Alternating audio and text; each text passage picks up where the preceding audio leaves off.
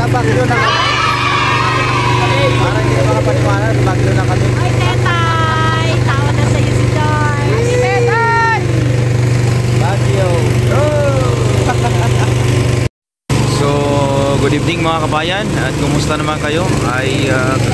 Ngayon ay gabing-gabi na dito sa ating pinuntahang lugar, no? Kung saan ay ito ay pangarap lang dati mga kabayan. Nung maliit po ako ay pangarap ko na talaga makapunta dito sa Baguio. Noong nag-aaral ako ng elementary hanggang high school ay nakikita ko na ito sa may libro sa subject na araling panlipunan. Kaya ngayon, no, ito po yung tinatawag na pangarap na natupad. Welcome to Baguio City. Yan. Kaya so, dito po kami kumain mga kabayan sa may Central Park. Yan. Yan. Korean restaurant siya mga kabayan. Yan.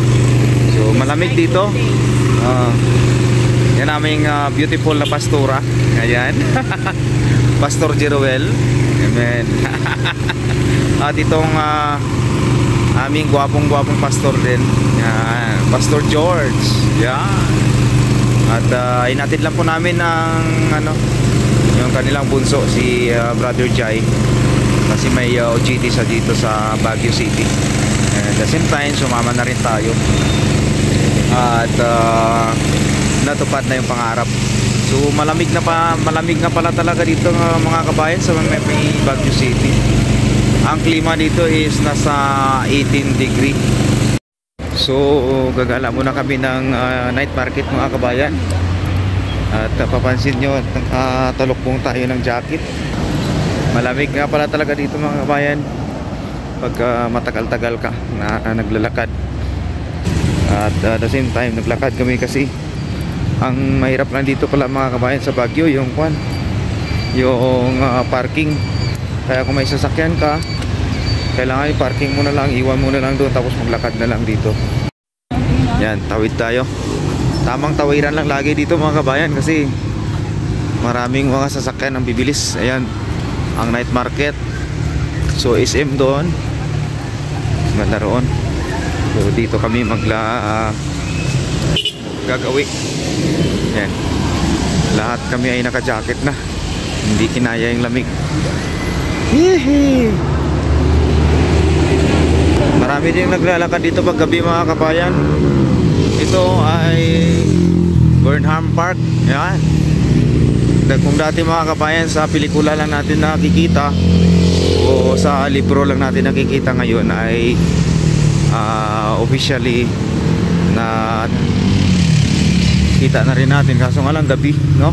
Gabi yung dating natin dito. So from Zambales nagbiyahe kami ng almost 4 hours mga kabayan, no? Ayan, daming naglalakad, puro lahat naka-jacket. Hindi pala talaga pwede na mag t-shirt ka lang dito. Parang nasa ibang bansa lang mga kabayan. Sa bansa na pinanggalingan natin, ganito rin kalamig pagka winter. Yan. Maraming taxi dito. Halos tawid. Yeah. Yan.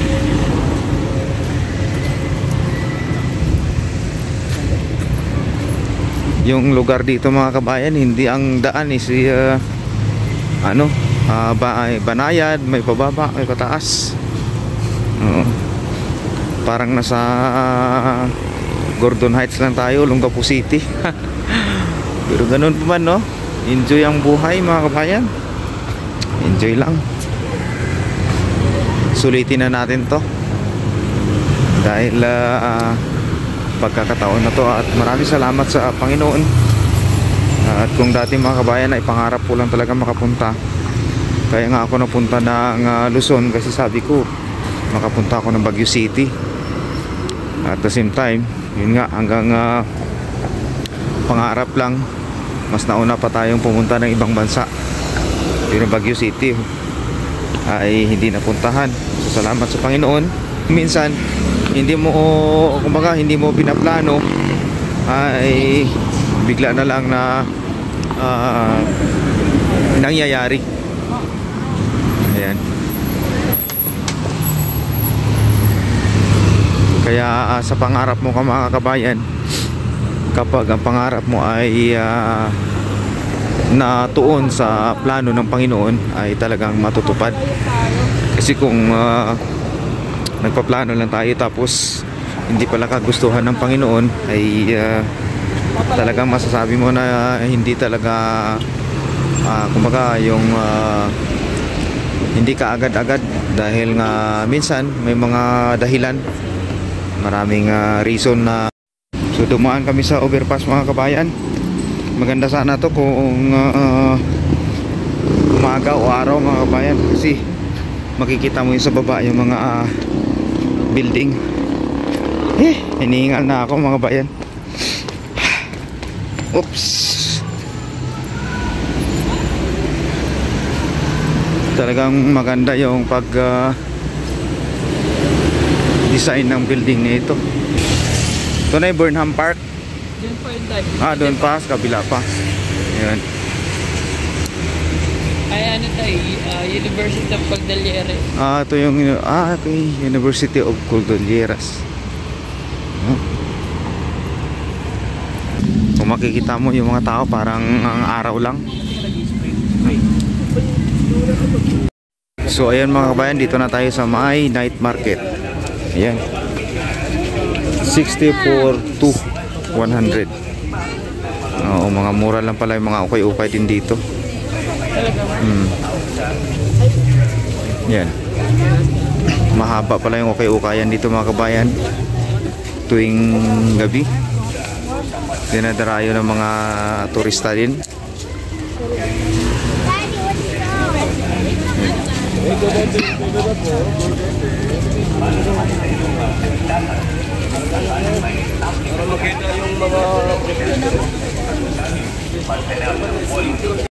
So dito tayo mga kabayan sa part ng ito pa rin yung karugtong ng Burnham Park. So gabi-gabi to dito ay mayroong mga ganitong mga senaryo.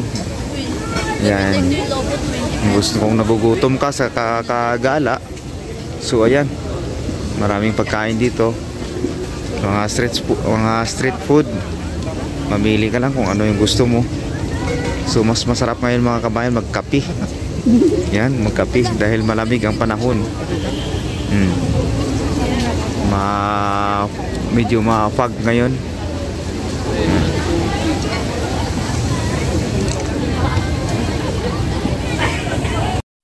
So kabayan, tikman natin yung bibingka ng pinagmamalaki ng Baguio.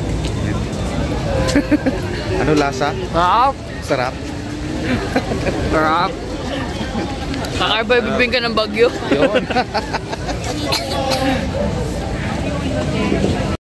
So kabayan, kape nila. Ibang klaseng kape, parang portable. Hindi may didinag. Gusto niya pa rin ako. Yan. Para siyang tsaa. Pero fruit coffee siya. Yan. Maganda talaga magkape dito dahil malamig. Malamig yung panahon. Ni JJ.